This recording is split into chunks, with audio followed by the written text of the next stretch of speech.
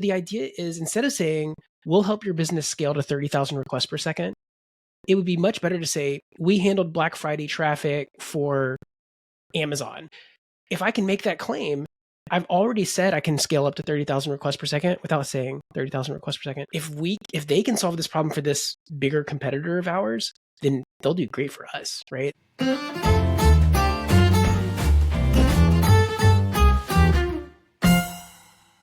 Hey there, welcome to Book Overflow, the podcast for software engineers by software engineers, where every week we read one of the best technical books in the world in an effort to improve our craft. I'm Carter Morgan, and I'm joined here, as always, by my co-host, Nathan Toups. How are you doing, Nathan? Doing great. Hey, everybody. Well, thanks for listening, everyone. Wherever you're at, especially YouTube, like, comment, subscribe. If you're on an audio platform, rate the podcast 5 stars. And we do notice when you give 5-star ratings. So if you're a longtime listener, you've been listening, for quite a bit, and you haven't rated yet, and you hear us say rate it 5 stars, take a moment, pause the podcast right now. Rate it 5 stars. It really helps. And share the podcast with your friends, with your coworkers, on LinkedIn, on Slack, anything you can to help spread the podcast. And also, if you would like to talk with Nathan and I personally, you can book time with us on Leland. Leland is a coaching platform. It's a way for our experts to kind of share their expertise with other folks. You can just book one-on-one time with us. If you're familiar with Podcast Lore, it's actually the startup I've joined. But Nathan, I mean, you were saying that you've actually been looking for something like this. And so just kind of a little serendipity that this is something we've been thinking about doing kind of personally or through the podcast. And then it just happened to be that this platform I joined as an engineer kind of worked. Yeah, I'm happy with my full-time job. I would love to act as a coach if I can. And I think it's a cool platform and opportunity to give it a try. And yeah, I'm cautiously optimistic and excited. Yeah, we've already had some people reach out and got some clients through the podcast who are just interested in leveling up their careers in any way, shape, or form. If you're happy with what you get from the podcast and just want to keep listening for free, by all means, we love having you. But if you're looking for a more personal connection, that's another way you can reach out to us and hopefully take your career to the next level. And speaking of taking your career to the next level, we are very excited this week for our second half of Made to Stick. This book is awesome. We'll get into our general thoughts in the second half later, but I freaking love this book. But Made to Stick. Let's talk just about the authors and about the book. So the authors is written by Chip and Dan Heath. They are brothers. Chip is a professor at Stanford Graduate Business School, or I guess the Stanford or Graduate School of Business, who researches why certain ideas survive in the social marketplace while others fail, having spent years analyzing urban legends, conspiracy theories, and proverbs to understand what makes ideas naturally sticky. Dan Heath is a former Harvard Business School researcher who co-founded ThinkWell, an innovative education company that created multimedia textbooks where he worked with award-winning teachers to understand what makes excellent instruction memorable and effective. And Made to Stick, the book introduction is, in Made to Stick, Chip and Dan Heath reveal the anatomy of ideas that stick and explain ways to make ideas stickier, such as applying the human scale principle, using the Velcro theory of memory, and creating curiosity gaps. Made to Stick will transform the way you communicate through a fast-paced tour of success stories and failures that show us the vital principles of winning ideas and tells us how we can apply these rules to making our own messages stick. So we rounded out Made to Stick this week, finished the second half. This is a reread for both of us. Nathan, you were saying you read this almost 15 years ago? Were you saying 2012? Yeah, I think it was 2011. 2011. Okay. Yeah. So yeah, go ahead. I read in 2018, so 7 years for me. Mm-hmm. But yeah, I mean, so this is a reread. We finished the whole book. We were positive on it last week, but now having officially read the whole thing, what are your thoughts, Nathan? Yeah, this is a fun book. It builds on itself really well. It's obviously uses its own. It drinks its own champagne, right? Or we call it dog food. Dog fooding itself, and it's such an easy read. I think there's a lot that software engineers will get out of this book, and I think we touched on that last week. I actually have a little bit deeper dive in why this is actually applicable to your career and why learning these techniques is actually really useful if you want to have influence, right? If you're working on something cool and you're struggling, it's books like this that don't seem like they're actually in the software engineering sort of world that actually are what makes us better software engineers. Yeah, I love this book. I was a little nervous coming back to it because I think we all know, what it's like to have a favorite piece of a favorite book, maybe a favorite TV show or movie that you really enjoyed when you were younger, or it's been a long time. And then, I was watching The Avengers with my son, and I still love The Avengers. It's got a real soft spot in my heart, and I love the whole Marvel franchise. But watching the very first Avengers movie now, I'm like, oh, this thing's showing its age a little bit. Like, it's fun, but it's goofy and it's a little cheesy. Um, and I was worried. I'm like, is this book going to be like this? Nah, this book is excellent. It holds up. I don't think you'll find a book more approachable than this. Like, this isn't like, I would never recommend like a philosophy of software design to like the layman. And even a philosophy of software design, I think could be tough if you were like a new software engineer because you don't exactly know what it's preaching against. This book you could recommend to anyone off the street and they would understand the core ideas here, and they could see how it apply in their life. And it's amazing how straightforward all of the advice in this book is, and it's still really really hard to follow, because just summarizing, the idea of this book is that ideas that are naturally sticky all follow a template. They call it the success checklist, right? And so that's like a simple, unexpected, credible, concrete, emotional, and stories. And so you kind of think that like once you know that, it's like, oh, now I'll be a master communicator. But I've been trying it this week, like when I've been preparing LinkedIn posts or thinking about how to talk about things at work, like, okay, how can I use the checklist to transform this idea? And it's really, really hard, even just getting to the simple nature of like, what's the core of my idea? And then once you find that, figuring out how to talk about it in the ways that this book has, like, yeah, it's really tough. The book talks about ways around that, in particular, how you can spot naturally sticky ideas and leverage them as opposed to creating them entirely. But yeah, I just think that to me shows what a neat book this is, because despite it being really easy to understand, it's still difficult to apply, which is great because to me that kind of helps it feel like, oh, this isn't like a silver bullet. It's not like, oh, Right. drink this weight loss shake and you'll lose 20 pounds a week or something like that. That's an astute observation.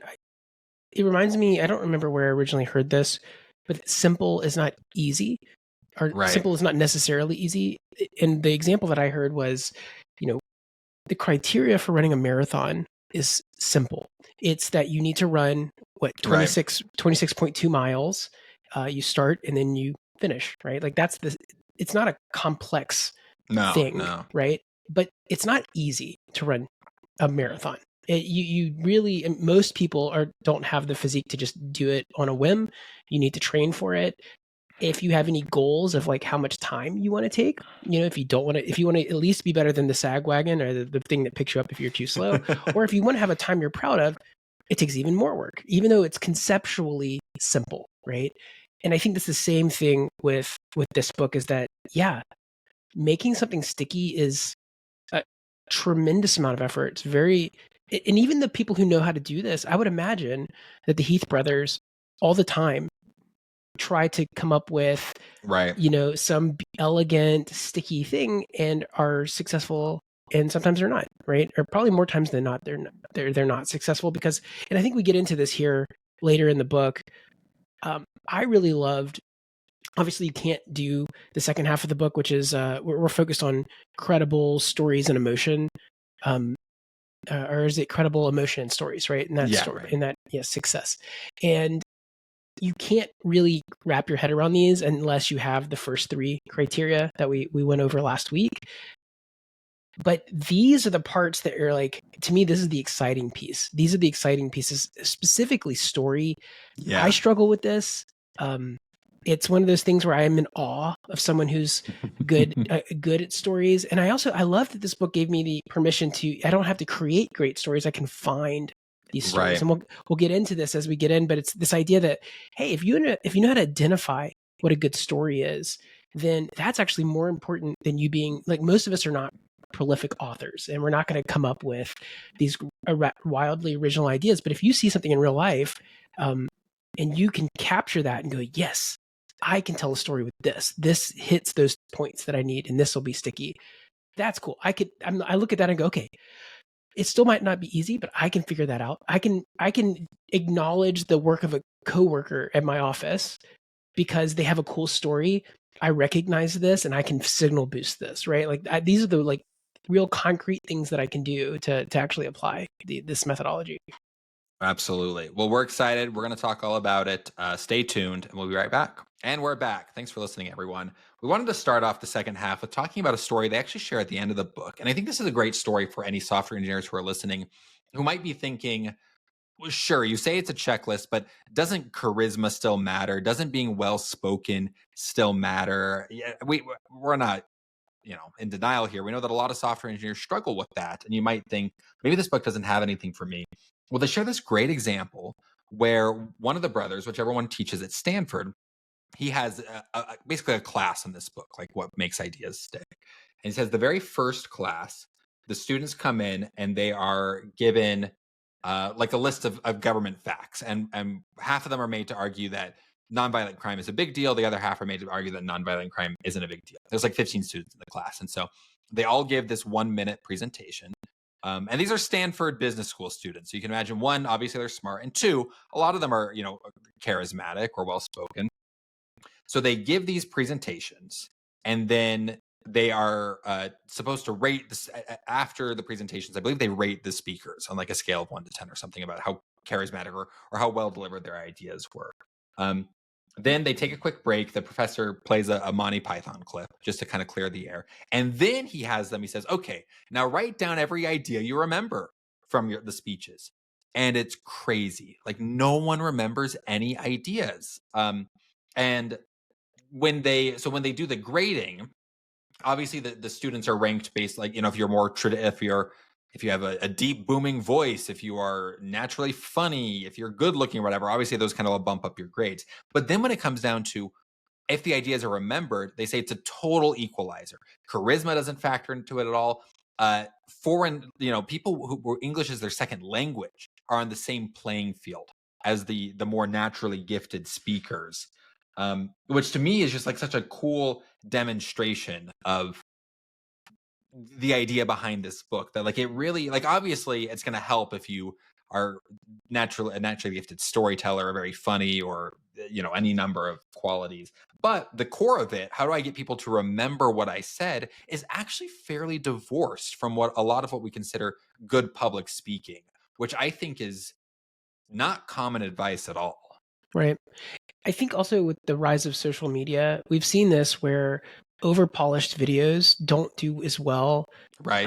as TikToks that feel authentic and look like somebody's just talking to you, and maybe is somewhat banal. The the whole idea there is that um, those are stickiness platforms, right? Like TikTok, literally, their algorithms are, and stickiness is also like highly addictive. But Right. is this signal boost worthy? And can I get people to stay on the platform longer? And you'll see, right? Like this isn't a bunch of corporate polished videos. It's a bunch of videos from people who become masterful crafters of TikTok fodder, right? And I would imagine if you analyzed those with these success principles, they probably check most of the boxes. Absolutely. Yeah, that'd be so interesting to look. Like, I'm not on TikTok. I don't love short form video as a content consumption mode for me. But I bet if you were to look at a lot of the like unexpectedly viral videos, you would Right. see that that This would they be a line up a lot with good. this. This would be a great large language model tool. Is I know, make a right? tool that scanned through a bunch of videos Oh, using the interesting. success criteria to flag whether Yeah, which yeah. of the principles are in there. Well, let's talk about these last four principles. Let's start with credible. Now, credible is a very interesting idea here because it is what it sounds like. It says getting people to believe our ideas requires credibility, but we don't always have access to traditional authorities. Because obviously, it'd be great if you are pitching your team on a new architecture style and you could get Mark Richards, author of Fundamentals of Software Architecture, to show up and say, I endorse Jane's idea. This is a great idea. But we don't have that. So they talk about, like, well, how do you make an idea credible? And there's a lot of different examples here. One of the great ones they share is about the Nobel Prize winner who wanted to prove that ulcers weren't caused by stress, they were caused by bacteria. And he couldn't get anyone to publish his paper. He was from kind of like a no-name university in Australia. No one really wanted to take it on. And so finally he said, like, screw it. And he just drank the bacteria. And then like a week later, he had ulcers, and then he did a round of antibiotics, and then his ulcers were gone. And so immediately he had made his idea credible by showing that it worked.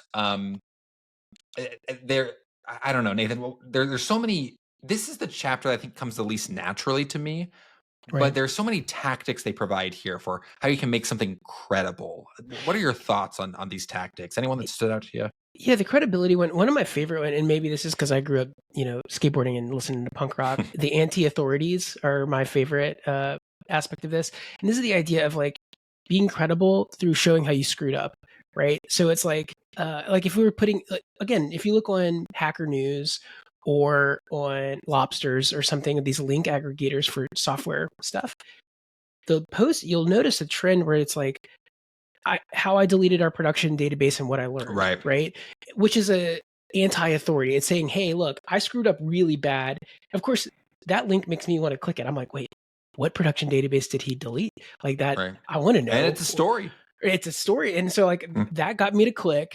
And then if it's well written, of course, if I get my reward from it and all this other, if it really is credible, like, oh, I'm the senior, I'm the principal software engineer and I'm working on this team over at Uber and we deleted this production data. I'm just making this up. I'm like, oh man, even at Uber, oh, Yeah. how did you lose your job? Like, but that gets me leaning forward. And I'm like, okay, this is a real person. They're working at Uber. They deleted a production database. And I'm like, that's credibility for me to even listen to this person, even though it's like I literally did the worst thing you could do. And so these kind that of idea of anti-authority is so yes, interesting. yeah, that's what I love it. It's my favorite. When I was at tech conferences, I loved it when we would sit down. I remember I was at DEF CON one year, and it was just a bunch of systems administrators and other kind of like ethical hacker kind of people, maybe some unethical ones. They don't tell you if they are, and they're just trading war stories of like dumpster fires. And they would include themselves in these things like, oh yeah, we thought this thing happened and actually it made it worse. And I remember I was earlier in my career and I remember thinking like, I can't believe these people are talking this way. Right? I can't believe somebody who like they were so secure in what they were doing that they were talking about these like insane things that broke and how they screwed up. And I realized like if I'm just trying to self-promote and make myself look as best as possible, that's actually like an arrested development, right? Right. These people are actually got clout within their peer group because of the anti-authority, being like, oh man, we back in those days, it was the Wild West. We didn't even have these tools and we did all this crazy stuff. And you're like, and then of course you have to give the payout has to be, well, here's what we learned and here's how this doesn't happen anymore. And like that's the good story arc, and we'll get into that. But the credibility thing is so important. Like, why should I listen to you? If I read an article on how to become president of the United States, I have no authority. I have no authority. Right. No one should listen to me. I don't know what I'm talking about. If Barack Obama wrote an article on how to become president of the United States, it may not be applicable to most people, but I would say that he's got an air of authority, on the topic. So, yeah.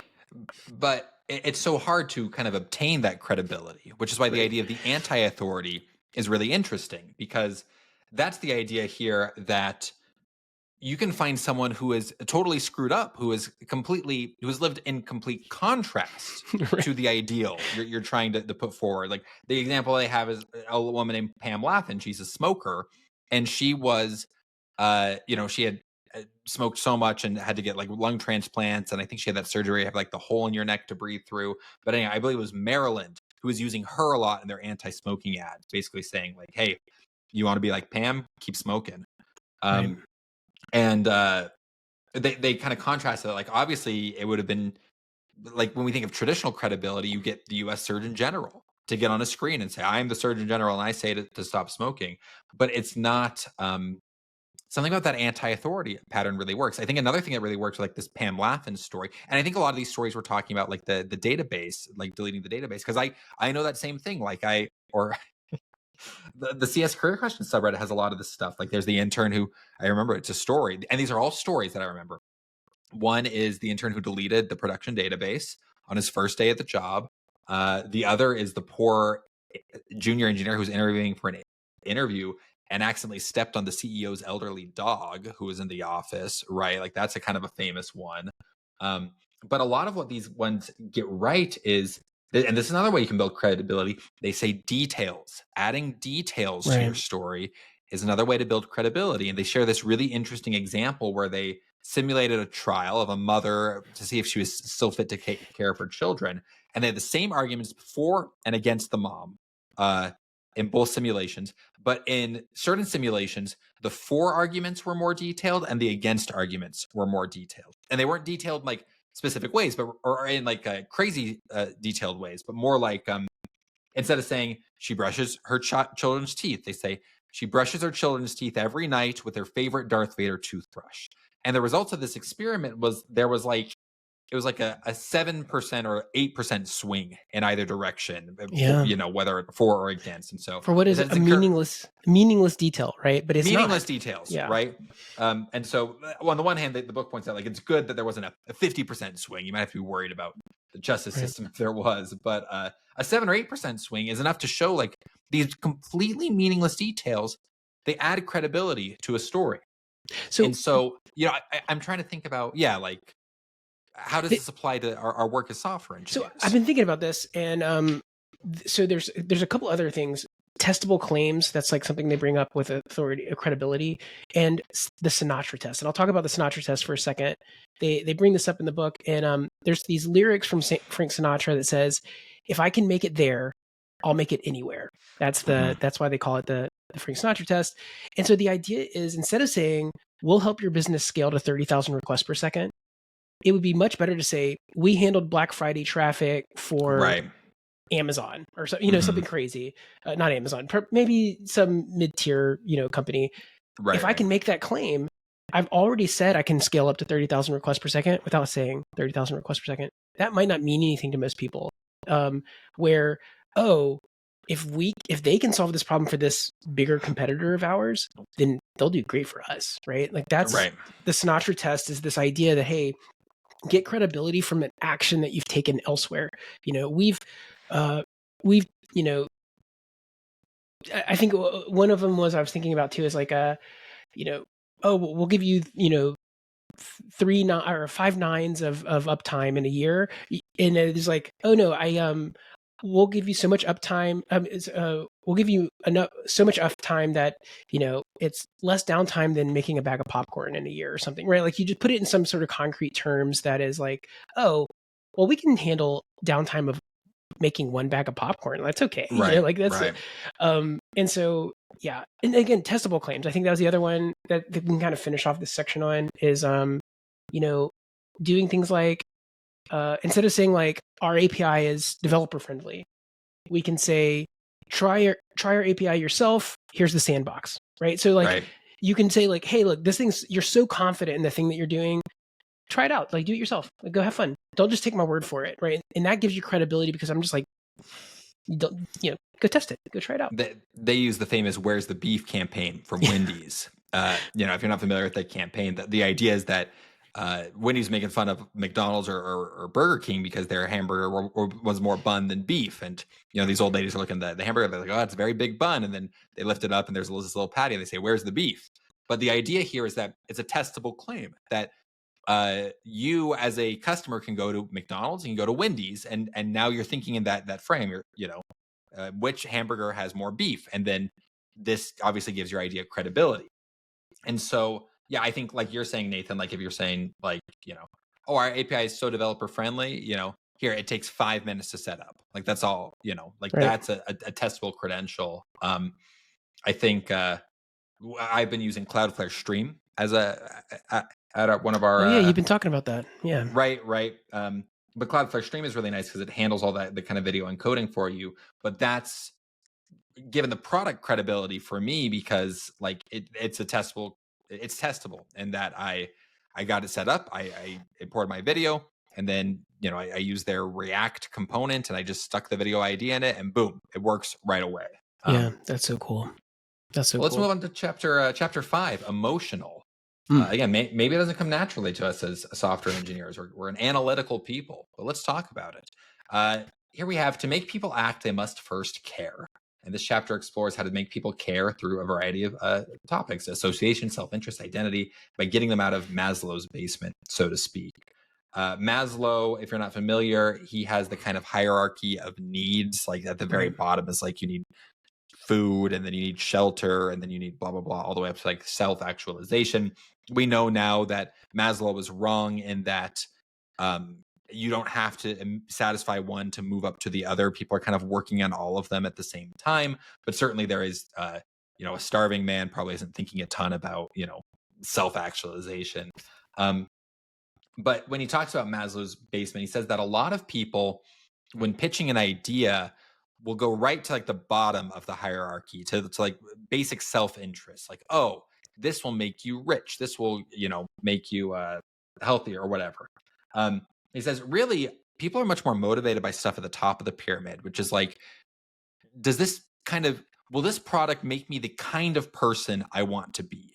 Does this product line up with my own self-image? Um, and I think that's really interesting. He shows a great example of firefighters that there was a company, they made like a firefighter training video, and um, they wanted firefighters to review it. And so they called up the fire station and said, would you please review this training video and consider adding it to your training library? And every firefighter was like, of course, we'd love to review your training video. And then they said, thank you uh, for reviewing the training video. What would you like? Would you like a popcorn maker or a fine set of chef knives for your station? And every firefighter was offended. They're like, how dare you think that we would review this video for a popcorn maker? And what's Right. funny about this example is like, he wasn't saying if you review the video, you will get a popcorn, or if you purchase the video, you will get a popcorn maker. He was just saying, no, just for reviewing it, whether or not you purchase or not, we just like to gift you the popcorn maker. But it insulted this idea that the firefighters, it insulted their sense of self, because they Right. were saying like, how dare you think that we would that a popcorn maker would influence our judgment about what training materials we use in the act of saving lives. um, because this really appeals to the kind of who the firefighter is. And so you can make your idea credible if it, or you can make your idea more sticky if you're appealing to this idea of who people want to be. I think a lot of the times when maybe you're trying to pitch a best development practice, right? And you can pitch and say, um, well, we should do this thing because it has this benefit, or this and that. But I found that a lot of you can also get pretty far when pitching this by saying things, not only talking about the benefits, but also saying like, hey, this is what the best engineers do. This is what, the highest performing companies do. Don't we want to be like that? And that helps motivate people. Yeah. I think that this gets back to things like the identity appeals, which I think is where the firefighters come in. From an engineering standpoint, it might be like, oh, we're the team that ships, right? Like Right. that's the higher idea. Now, pragmatically, it's also like, hey, if we don't ship, we're going to lose our jobs, or we will never Right. actually have features that come out. That's the sort of bottom. That's Maslow's basement, and you don't want to hang out there because you don't want people being like, oh, well, I don't lose my job, and so therefore, like, we have to get this thing done. That's an awful way of managing. That's an awful way of like framing stuff. Even if hey, if I don't do my job, I probably won't have a job.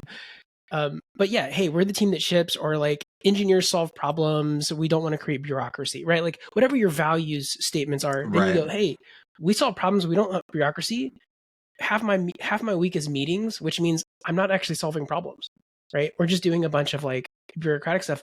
If that's my identity, we can go and frame it that way, and make it so that there's an emotional appeal to, hey, we're not able to solve problems at the company because half my week's in meetings. I can go to leadership and say that, and they go, oh man, well, we don't want that. Like, how did we get here, right? But if I come in and be like, meetings are a waste of time, and I don't like meetings, and I think they're stupid, right? Like if you start with that, they're like, you're attacking this base level. You're in the basement.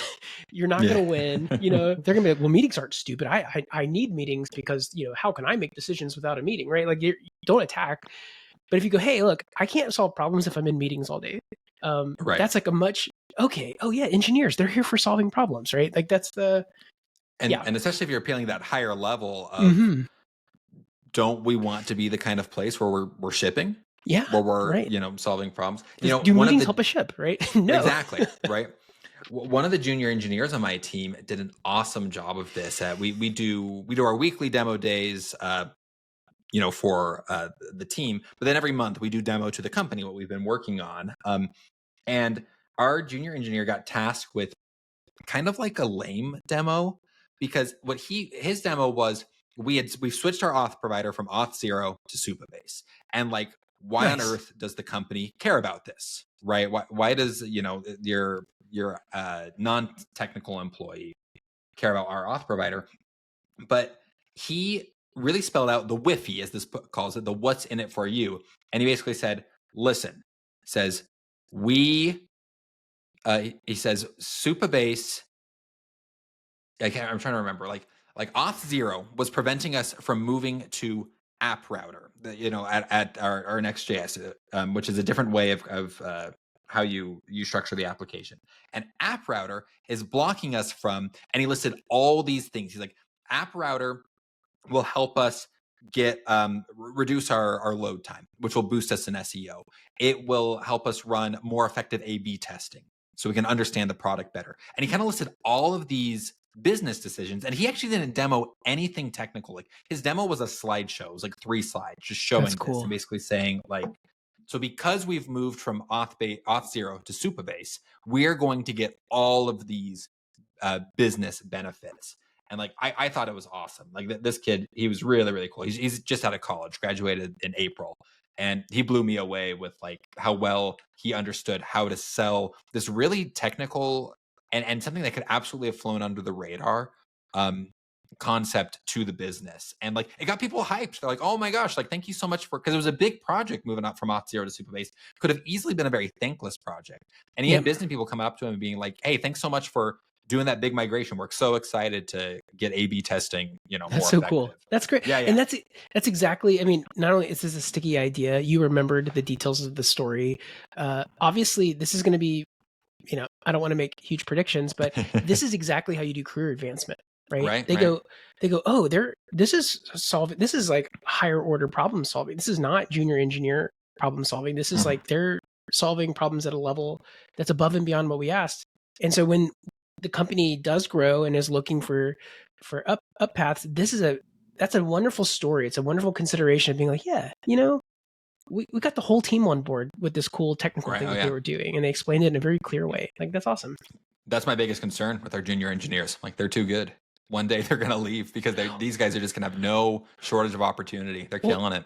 That's to me, this is awesome because it makes the company, it puts pressure on the company to be an awesome place to work, right? Like, I can't imagine myself being anywhere else. Of course, I'm going to continue to move up here. Or naturally, if their goals in life get bigger than that, it gets back to In the Plex, right? When we read Google's In the Plex, a bunch of the product people that they had moved on to other companies within 2 years, but they made the whole world more googly, right? Right. So if you're actually doing folks who are thriving and there's not necessarily a place in the company for them, you get these champions for your company all over the place. And I don't know. To me, that's one of those things where you're like, career advancement is such a cool thing. Hopefully you can keep that in-house and you can go, you know what? This person knows the secret sauce. They know how to ship stuff. They know how to do things. We need to keep a room for them as they grow. And yeah, we're very minor tangent, but that's one thing we're really interested in at Leland is Utah actually has like a weirdly vibrant startup tech scene. Like, there's lots and lots of startups here, and Utah's had some big B2B successes. Like Qualtrics is a Utah company, or Divvy, if you've heard of them. They do like corporate account, spend management. DX is like self-fund. They're bootstrapped, yes. but they're another one. Get DX, yeah. Right. What's the other? Oh, Podium. Podium is a big one, and Instructure. They make Canvas. You know them, Nathan. It's what Georgia Tech runs on. Yeah. Yep. Yeah. I don't think you even know the story. I almost went to a startup that did like legal document automation. It was like a B2B company that was based in Utah. Okay. Yeah. Like, they shipped me the laptop, and I actually it's one of those weird things. I got a counteroffer from my old job that was like $30K more than what I was making. And I was very on the fence because as a general rule, I think it's a bad idea to do that. But did it work out in your case? It worked out. It was fine. I Nice. still ended up leaving later, so it probably didn't work out for them in the long term. But it was, it was that engineering team that I loved. The best engineering team I ever worked on, kind of thing. I stuck around with them for a while longer. Well, Yeah, Utah is interesting because it has a lot of B2B success, but one of the reasons it has a lot of B2B success is Utah actually has a really like thriving sales culture. yeah, Like at BYU, at like so many students go out and will sell during the summer. Like they'll sell pest control or home security or things like that. And so that translates really well into a a sales driven right. model. But Yep, there isn't a really strong startup in Utah Valley that I know of, at least, that's really engineering driven or has like a is known for like this is a fantastic engineering culture. And so it's constantly on my mind at my company, like how do we become that? Because right. another thing is there's a lot of B2B success, but there hasn't been a big consumer success out of Utah, or at Yeah. least consumer tech, and Austin, we're in Texas. consumer tech. Austin, Texas is the same way. So like Oh, it was really? a huge B2B environment there, but that's changed, right? So Verbo, which Oh, HomeAway yeah. was based out of Austin, right? So there was a few that broke out.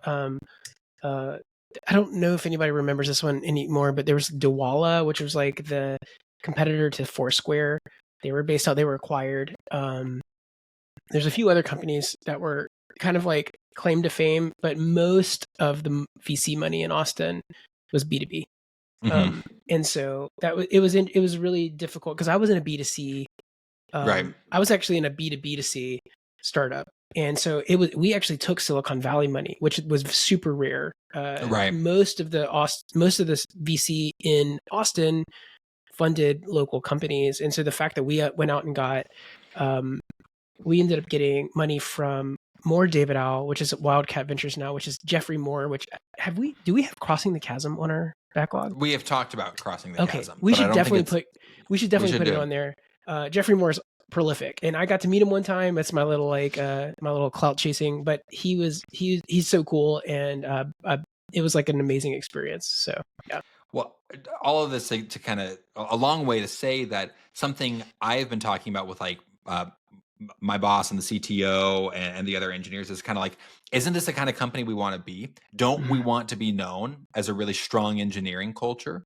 Right. Don't, isn't this, wouldn't that be, and like, you can say like, wouldn't that be a great way to recruit other engineers? Like, of course, that's a great benefit, right? But now we're kind of moving towards Maslow's basement, where instead we think like, don't we want to be the kind of people who are known for having a really strong engineering culture? Like, Right. it's effective. Um, That's so cool. well, let's move on to the last one, stories. Whew. Now, stories is interesting because this isn't so much like the first five principles. You have simple, unexpected, concrete, credible, emotional. Those are kind of the five principles that you operate by. Stories isn't a principle so much, but more this is the most effective way to communicate your idea. Um, they had a great example of there was a big conference. I don't remember what it was, but they had um, someone who had attended this conference or was the organizer for the conference. Basically, they had all these experts speak, and what they wanted to do was they wanted to create a just a book or a report, basically, of all the stories they told during the conference. All the stories that were told by the speakers, and so they did. The speakers were furious. They're like, "How dare you? Like, just rip the story from my presentation because don't you actually know that what my presentation was on the best way to deliver shareholder value?" But that's the thing is like at the end of the day, and think about it yourself. Have you ever, you know, uh, been at a conference and listened to, a talk? Have you ever heard a sermon? Have you ever listened to a lecture? Right? What do you remember from all of these things the most? Without a doubt, it's the stories that are told in them. Um, and so basically, the idea here is that yes, your idea should be just simple. It should be unexpected. It should be concrete. It should be credible. It should be emotional. But really, if you can get all of those things wrapped up into a story, that is the way to really give your idea that extra sticky power. Yeah. It's also, it felt overwhelming, and it's funny. This is a really important part of the book. This is actually the least sticky as far as stories that I remembered um, from when I originally read this book, and so it was really fun to get back into this.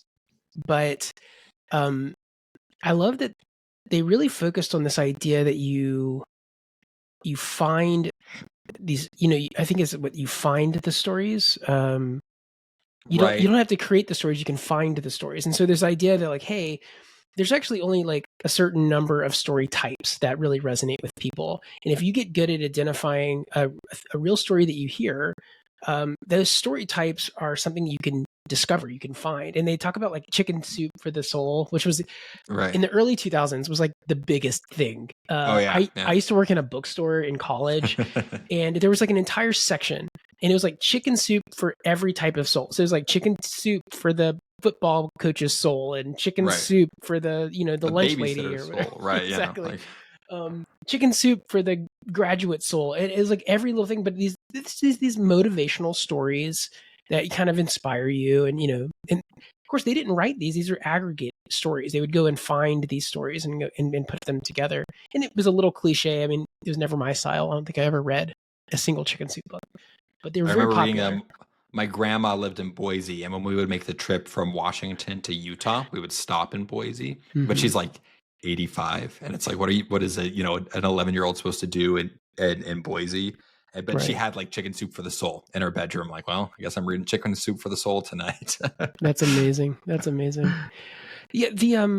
This part is so cool though. It does, in like the stories piece, like really, you're right. It like wires together a lot of these things, and again, it gives us a framework to identify.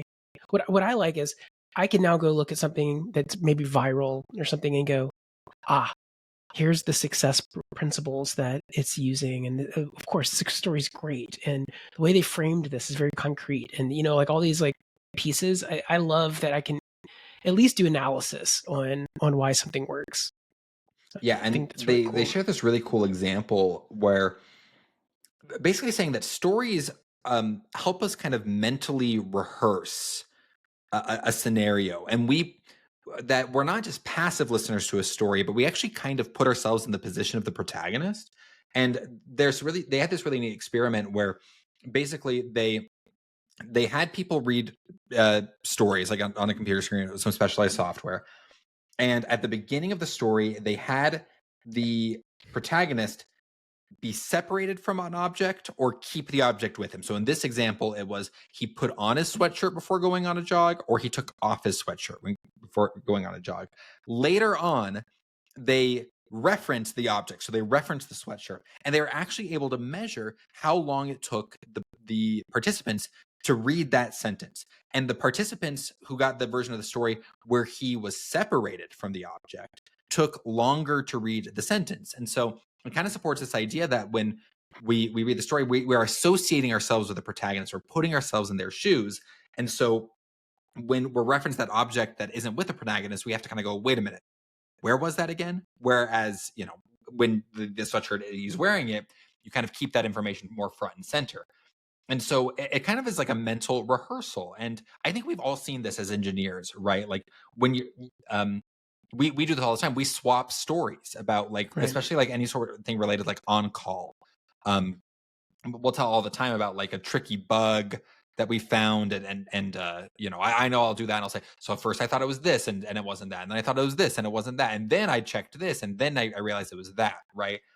Why don't we just get to the punchline right away? Right. Why don't we just say, oh, if you see this, it's that, right? And I'm sure you could, and we do. Sometimes we put that in run books, but I don't know. It's who we are as humans. We're natural storytellers, and we Right. appreciate stories. Well, and I think It that's helps to happened. go through the whole process. Yeah. Yeah, with corporate speak is really bad about this, right? So like you Right. could imagine, I think I wrote this one down, is like our system exhibits suboptimal performance characteristics under high concurrency scenarios. Like that's an Right. awful way of saying, and here's the same story, right? When 50 users hit save at once on our website, our app became slower than dial-up internet, right? Yeah. I, There I we just go. told you the same thing, but like one of those is like, oh, that's kind of funny. Like there's an unexpected twist. It's like the dial-up internet thing is like hilarious and old, and Yeah. Yeah. I have a very concrete example of 50 users hit save. Right. That's actionable. I could give that to a junior dev, and that gives them the basis of troubleshooting. Like, can I make a performance benchmark that can simulate 50 saves concurrently? And let's go and do the deep analysis to see what's actually happening under the hood, right?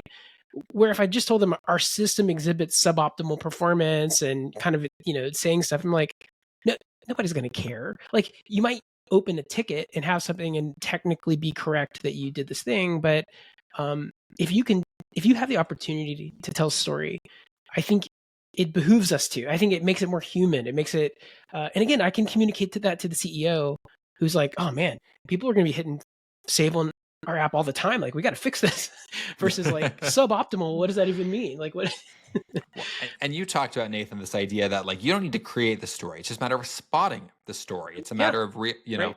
Right. and 50 users hit the save button, right? Like, I right, didn't make that up. It's like right, I right. looked at the logs and said, okay, this is what happened, guys. Well, and this is kind of the way this book is written is funny because this is kind of like the crown jewel of the book. They say, and now what is the example that showcases all of these ideas and worked Woo! fantastically, right?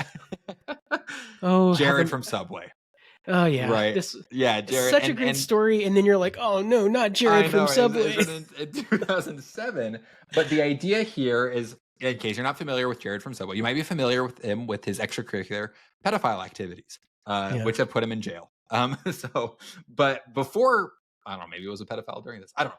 Either way, I watched the before all of documentary, that, and he was and he it was was, bad. yikes. Yeah, Okay, so before he was discovered, what was he famous for? He was famous for losing a bunch of weight by eating at Subway. He was like he was like 450 pounds. He wore like 60-inch pants.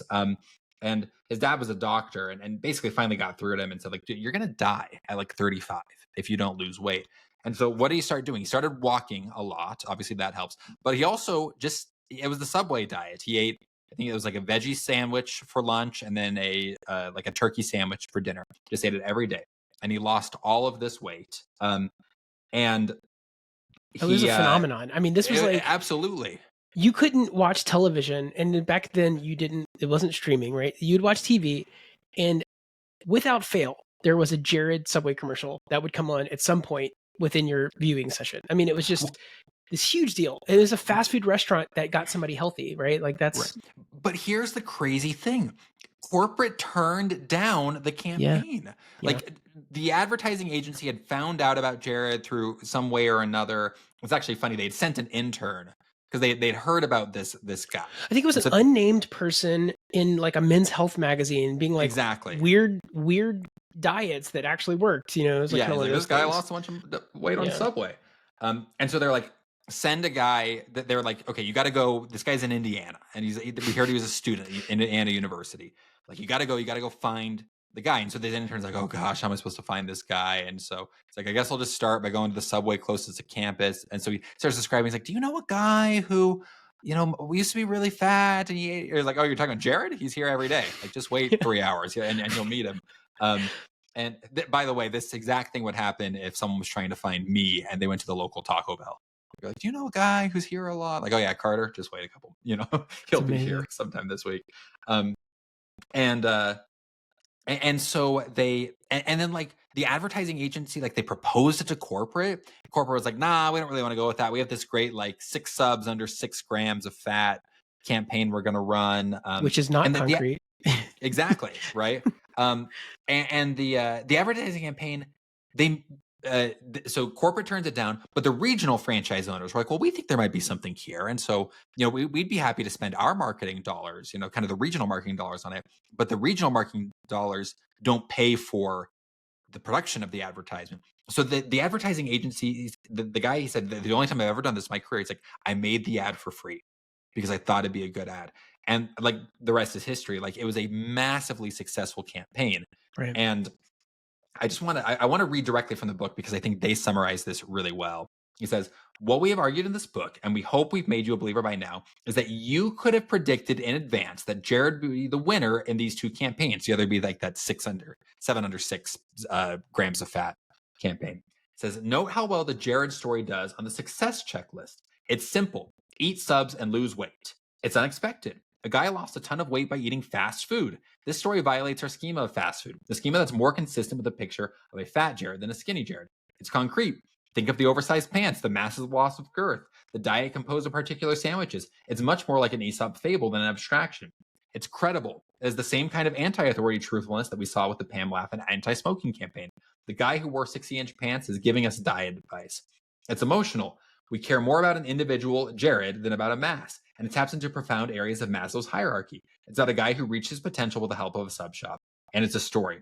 Our protagonist overcomes big odds to triumph. It inspires the rest of us to do the same. By contrast, let's size up 7 under 6 under the checklist. It's simple, but notice that is a much less compelling core message. Its core message is we've got a variety of low-fat sandwiches versus Jared's eat Subway, lose weight, change your life. And yeah, like I think that's really cool. Like Right. the idea that like one, this was a spotted story. Subway did not invent Jared. This was something they found in the wild. And if you had to have read this book, you could have spotted immediately and said, oh wow, this is a sticky story. Yep. This is going to work for all the reasons they give, which I think is such a cool distillation of the thesis of this book that anyone who read this book could have recognized Jared would work, because Jared, again, for all that happened, let's ignore all that happened after. Like you were saying, Nathan, like this is one of the most successful advertising campaigns in all of history. And it wasn't something cooked up in a lab. It was just a spotted story.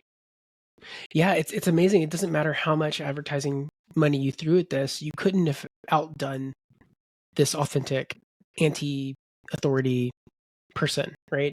And again, it gets down to that thing where like if I see this 7 under 6 or whatever, to me that feels like a bait and switch. I'm like, you really want to sell me the meatball sub? And I'm not going to lose weight eating a foot long meatball sub, right? What I really want is the ability to take something that's approachable. And so like I look at Jared and go, hey, I can eat a couple of sandwiches a day. Like that's a doable thing. Like this guy pulled it off. Maybe I can do it too, right?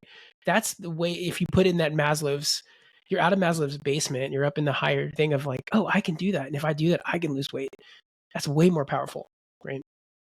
Yeah. Well, maybe this is a good time to talk about. Why don't we talk about some of our hot takes in the book? This is the section of the podcast where we just vocalize if there's anything we disagreed with, anything that maybe we find controversial in the book, just to not let every book off too easy, even if it's a book we really like. What Yeah. about you, Nathan? Any hot takes? Again, oh man, the Jared story didn't age well, right? Like I don't have any. It's no criticism of the book, and obviously, the Heath brothers had no idea. I think this is always the risk of using a spokesperson, right? Whether it's Michael Jackson, whether it's whoever, right? It can have blowback if you're pinning your brand on an individual. That's interesting. It has nothing to do with the book though, right? From my hot takes are not that different than before, which is that like, hey, I don't want to live in a world where everything's manipulated into sticky stories, right? Like that would be a terrible world to me. That being said, some things need to be sticky and some things need to get above this sort of like signal to noise ratio. It's really cool. But while I'm glad this book exists, I also fear that you could use this for the dark arts, right? And I don't think we'll ever live in that world because, like we talked about, this is a hard book to follow. Even if you understand, like, oh yeah, these are all the different components of the success checklist. I've been trying this out on LinkedIn. Like, I get LinkedIn posting is super obnoxious, but I'm actually workshopping a prompt that, like, I'm feeding it to ChatGPT that takes my my draft of my LinkedIn post and then tries to reformat it to be more like to use the success checklist. But like, one, even the large language model is doing an okay job. It's not immediately spitting out sticky ideas. And two, it's just hard. It's a lot of work. And so I think even it kind of reminds me like software engineering, like who knows what the future of this industry looks like. And obviously we've been in a frosty market for a bit. I've never been too worried about like a massive influx of people becoming software engineers, because at the root of it, it's kind of just a hard field. Like it doesn't come naturally to a lot of people. You're dealing with a lot of abstraction, a lot of complexity. Like I don't think it's like, oh man, this is easy street, and so I'm just going to sign up because like this is the easiest way to make money. I think there's always room for people who are great at what they're doing, right? Like there might be, let's say there's too many people going to law school, which I think is actually a real phenomenon. We still need great lawyers, right? Like there's like a great lawyer, or same thing with doctors, right? Like there's some doctors that have no bedside manner. I'm like, why are you even doing this? Like you're obviously doing a money play. But then you meet a doctor who's amazing and you're like, oh, this is a great profession for this person. Like they really care. They really want to do this stuff. And I think that there's a room for that everywhere. And yeah, yeah, I don't know. No, absolutely. And I found that too in my career. Like, if you are good at what you do, there will always be opportunities for you. And hey, good on you, listener, for listening to Book Overflow. Well, Because I'm excited because Carter, you will have arrived on LinkedIn once you get posted onto LinkedIn Lunatics there we go. on the It's going to be subreddit. great. So my hot take for this week, I think Jared gets a bad rap. I don't know. No, I'm kidding. Woo! I I think Jared is in prison justfully. FBI is going to be knocking on that door real soon. No, I love this book. It does have a bit of like don't tr- or of like just trust me, bro energy, where like they do share a good amount of like experiments. But at the end of the day, there's not some comprehensive like, and then we ran advertising campaigns using our ideas, right? And then validated in a lab that, of course, this is the best way to work. Like, I think sometimes as engineers, we might really want something like that. You're not going to get that out of this book. It just is what it is. I don't mind that. I think the book kind of speaks for itself, and that, like, when I was rereading this book, and again, I read this book like 7 years ago, but so many of the stories they told, I get like a sentence into them, be like, oh yeah, I remember this one. I remember what it Mhm. was teaching. And so that to me is like, again, it's credible. It's a testable credential. It's like, hey, do you think this book works? I mean, try it yourself, right? And if you remember what this book was teaching, isn't that kind of proof that this is a sticky book in and of itself? But I could see people reading this and being like, this is a bunch of bull crap. Like, this is just some guy's opinion. I don't struggle with that, but I could see someone struggling with that. It's okay. Anybody can be jaded about anything. So, That's true. That's true. Well, what are we going to do differently, Nathan, as having reread Made to Stick? Yeah. So one of my personal challenge is I'm going to try to spot stories, not create them. Right. I want to be the person who recognizes when something story-worthy happens. And I'm a tech lead on a team, and so partly I was like, you know what? I should try to signal boost good stories that come out of our team, like stuff that's Right. going on, or when I'm working cross-functionally with other folks. So I can apply that immediately. But also with like writing on functionally imperative or these other places, not putting pressure on myself to create a story, but be like, hey, there's this awesome thing that happened, and here's why you should care, right? Like this is one of these cool pieces where that takes a lot of pressure off me because again, I'm not Hunter S. Thompson or I'm not George Orwell or one of these other like great story Right. writers. I'm just a guy writing code, and I do care about stories, but I'm not an author. Right. I want to be better about just kind of running through the checklist more often and just kind of keeping the check. Like I legitimately like they have like kind of a guide at the end, like the super condensed version of the book. I might like honestly print it out and keep it on my desk because I just want to be better about recognizing one stories, but also two these characteristics in the wild. I love that. I had a great example with my boss. We've been using like a third party uh product for like our company's content library. Like that's another service Leland offers is like you can pay a certain price a month and they get access to not live one-on-one coaching, but instead all of this content produced by coaches. So it's really helpful, for example, if you're like trying to get into Harvard and it's like, here's a list of a dozen successful Harvard applicant essays, right? And you can kind of model your essay off that, right? But we've been using this third party provider for that. And we're getting off of it and we've recreated it all in-house, and we've kind of just we've got feature parity, but now the thing is, since we own it, it's completely on our stack, we can customize it and build it out to be what we actually want it to be. That's But cool.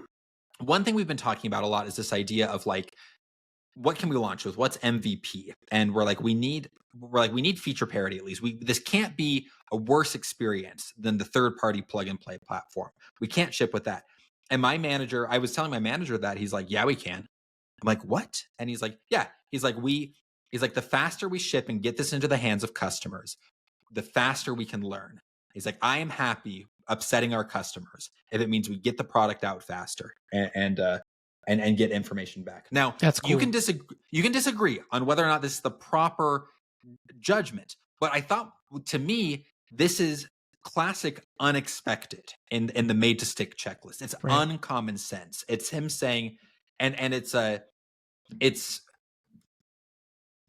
it's showing what he values. He's saying it is more important to me that we are a team that ships fast and learns from our product than that we're a team that completely Well, satisfies our customers. and I'll tell you, you'll find out the priority queue, right? The most Right? vocal customer who's like, "Oh, you took away feature Yeah, X that I loved," and you're like, "Okay, that's what Mhm. we're going to build next." Right, you know, exactly. Um, and there might be 5 features that are parody that you're like, no one actually cared about. No one even knew right. it was there, right? Mhm. And you thought, "Oh, but yeah, that's going to be hard," and like nobody cared. Well, I think what was cool about this though was that I think this story would have always stuck with me. But having read Made to Stick, I'm like, why? I'm like, I started thinking, like, why did this stick with me? Like, it was unexpected. It was me. It was him surprising me, and Right. the uncommon sense as they talk about in the book. So I just want to be better about recognizing not just stories, but also when things seem like sticky to me, I'm like, why is that sticky? And then going through the book and being like, oh yeah, I think this is an example of a really concrete, That's awesome. story. It's also So it's yeah. a great example of good leadership, and Oh I will yeah, yeah. say My like manager's killing it. that's yeah, because that is you have a hypothesis, and he'll either come back from that and saying, you know what, I was wrong. Yeah. Actually, our customers really care about every feature, and oops. Yeah, yeah.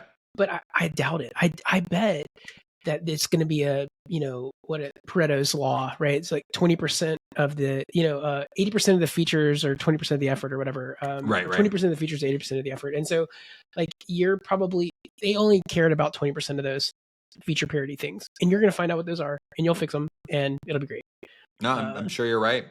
yeah, Well, who would we recommend Made to Stick to, Nathan?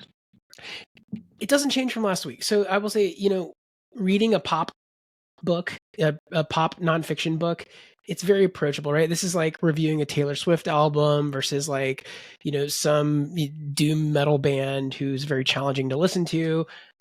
So like anyone can read this book. If you're interested in storytelling, if you're wondering about the phenomenon of it, but it's okay. You can listen to some pop music sometimes. Yeah, even though I'm a music snob, I can still listen to pop music sometimes. It's great. Yeah, I would like. I think this is the first time I've ever done this. I would recommend this book to literally anyone. Yeah, And the reason I would recommend it to literally anyone is I think there are people out there who think, well, I don't care about this stuff. I don't want to understand these things. I'm a purely technical engineer. And the reason I recommend it to you is because you should care about this stuff. If only at the very base level to understand, am I being manipulated? Right? right. Or how does the world work? I think you should really invest in improving your persuasion skills. But even if you should at least understand how other people might be trying to persuade you. I Yeah. love this book. It's such an easy read. It's like 250 pages. Um, and the entire book is just stories. Like, yeah, this is a great book. It might not make when we do our top books of the year. I might rule this one out just because I feel like since I read it prior to the podcast, it might not make it on a technicality. But out of everything we've read on the podcast, I think I'm willing to put my stamp on this and say this is my favorite thing we've ever read on the podcast. I Wow. freaking love this book. So, Yeah, so I will say, from a how does this apply to software engineering? Like I can put right. this. I'm going to put this into concrete example right here. Um, Yeah, if you're struggling, if a non-technical executive at your company can't understand what you're proposing yes, in 30 seconds, you need this book, right? right. If you are onboarding a new software hire, a new engineering hire, and they can't wrap their head around the infrastructure within the first week, you need this book, right? Like this is that curse of knowledge thing that we can get all tangled up in because we become domain experts. It's you really have to be able to communicate in a way that's a broader appeal. And you will, this junior dev that you brought up earlier, and this is such a good thing, right? Oh yeah, This person's going to thrive in their career, and regardless of where they go, they're going to thrive in their career if they can continue to frame things this way, because that's the value prop at the end of the day, right? Obviously, you're going to do cool software stuff inside of under the hood, but like you have to be able to communicate. I love the "what's in it for me" thing. That's such a cool framing. So well, yeah. we're excited. I'd love to get Chip and Dan Heath on the podcast. We'll see what we Ooh, can do. yeah, that'd be Stay amazing. tuned, listeners. We have interviews in the pipeline. We have again, we don't count our chickens before they hatch, but we have recorded one we're very excited about, and we'll Yeah. be releasing here soon. So keep your eye out for that. And yeah, thanks for listening. As always, find us on Twitter at Book Overflow Pod. I'm on Twitter at Carter Morgan. Nathan's got his newsletter, Functionally Imperative, at functionallyimperative.com. And we you can contact us on our email at contact@bookoverflow.io. We're excited. Next week is The Staff Engineer by Will Larson, which is going to be awesome. I bought the Kindle and the audiobook, so I'm excited to tackle that. And we will see you around, folks. Thanks for listening. See ya.